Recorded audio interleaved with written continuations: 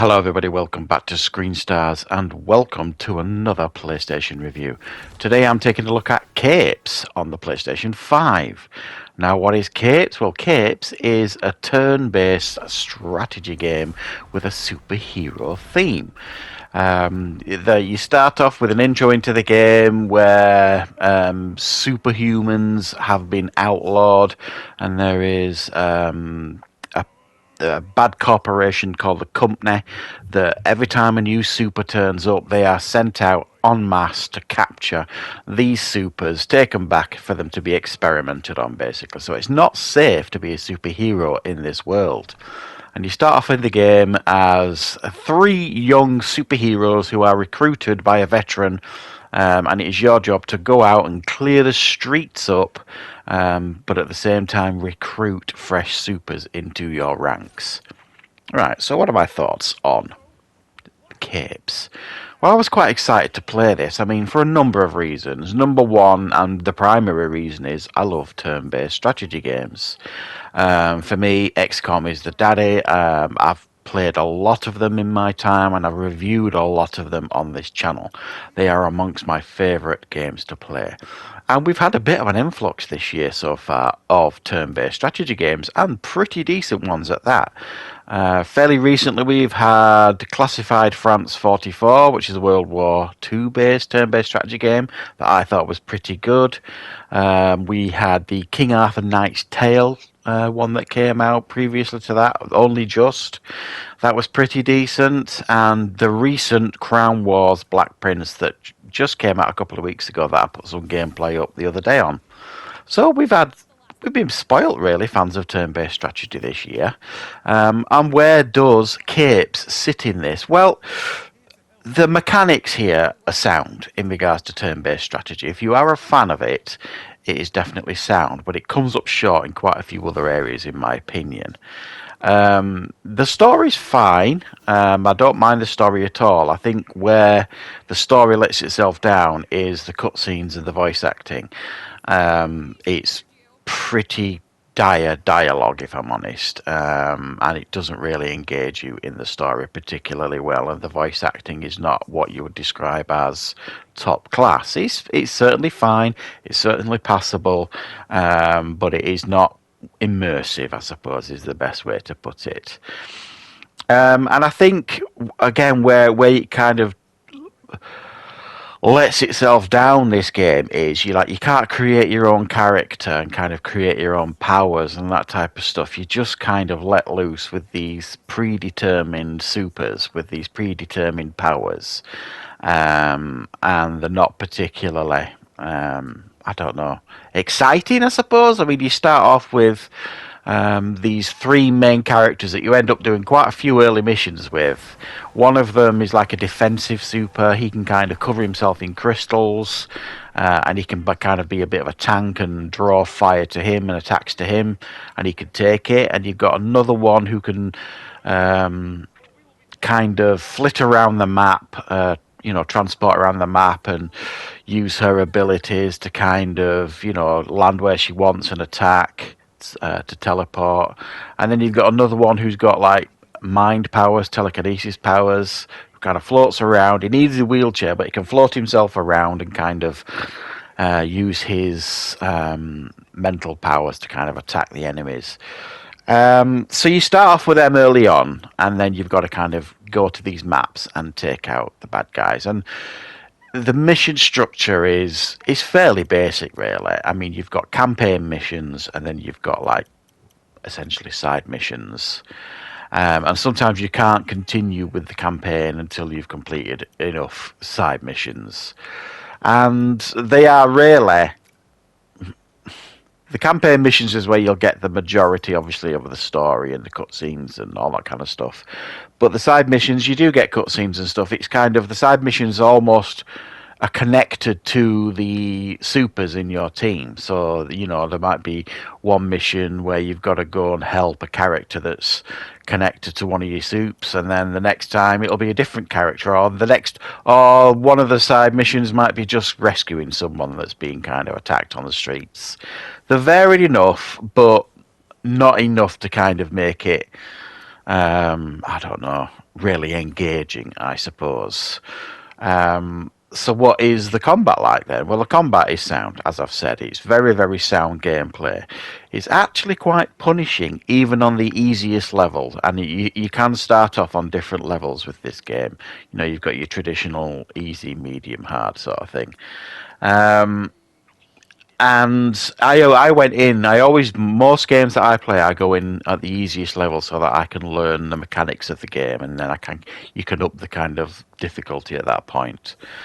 And even on the easiest level, and I'm a veteran of these games, you know, some of the maps that you go to are quite punishing and you have to restart them a couple of times. So you've got to really think about your combat and the strategy that you're going to use, because each of your supers have got special abilities, but if you use them in the right way, their abilities can complement each other's and they can kind of team up and help each other. So it's about really using your environment and using your superheroes' different abilities to your advantage against the enemies on the map.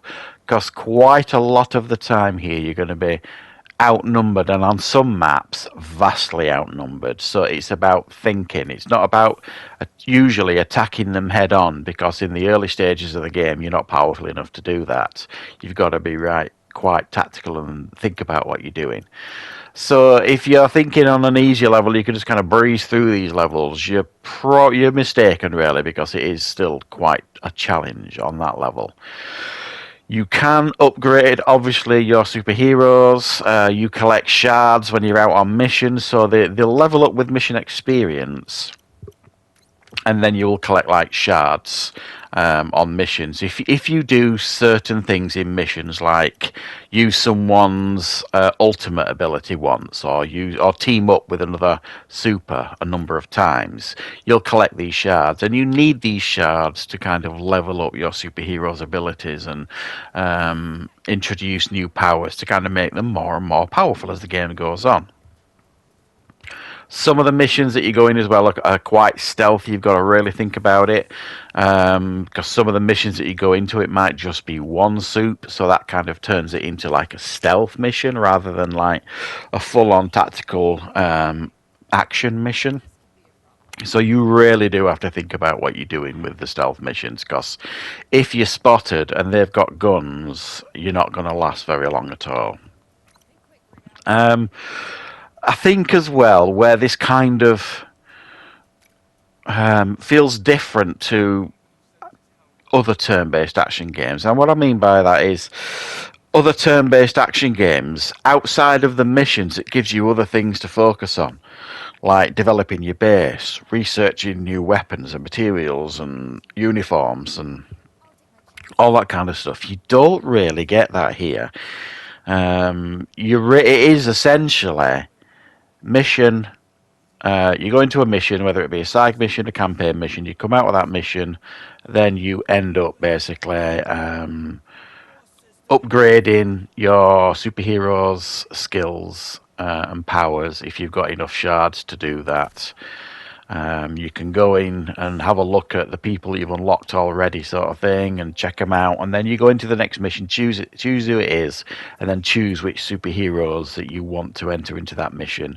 And it will, if you click recommend, it'll choose the superheroes that it recommends that you take into that mission. Because it does get to the point where you've got quite a large team to choose from, and it is about choosing the right superheroes with the powers that will complement each other, and that is part of the charm of the game.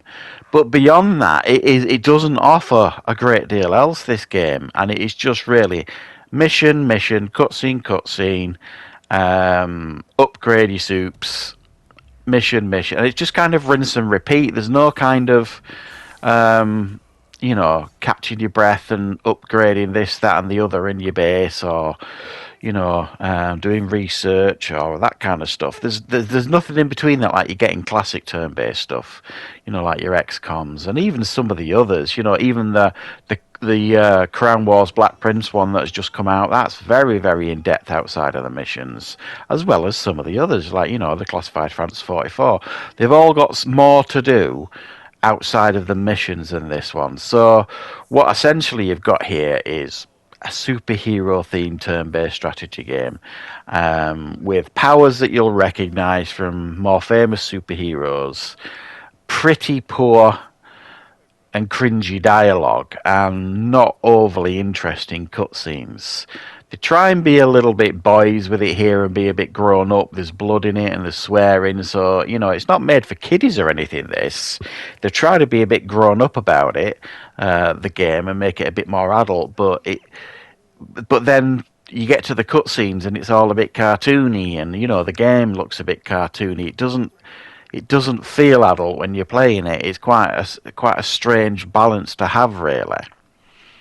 So this is a bit of an odd one, really. I don't have a problem at all with the combat. It's exactly what you expect for turn-based. You've got action points, and you can use these action points. You've got a certain amount of action points for movement, so you choose where you're going to move them, and then you've got a certain amount of action points to make your moves, whether it be a defensive move or an attacking move, and if you save some action points, you will kind of charge up your ultimate power more quickly, because you will get an opportunity to use your ultimate power on most of the missions, and depending on who it is, they're quite cool to do, actually, to be fair. But yeah, it's decent enough, this one. It is a bit of a challenge, it's a bit different, but for me, there's not enough to do outside of the missions to make this one really, really overly addictive for me. But it's definitely worth checking out. But my advice would probably be to wait for a sale for this one if you're definitely interested on it. So I'm going to give it a pretty strong 7 out of 10. So thanks for watching, guys. I hope you enjoyed the review. I will be back, of course, with plenty more reviews and content on the channel very, very soon.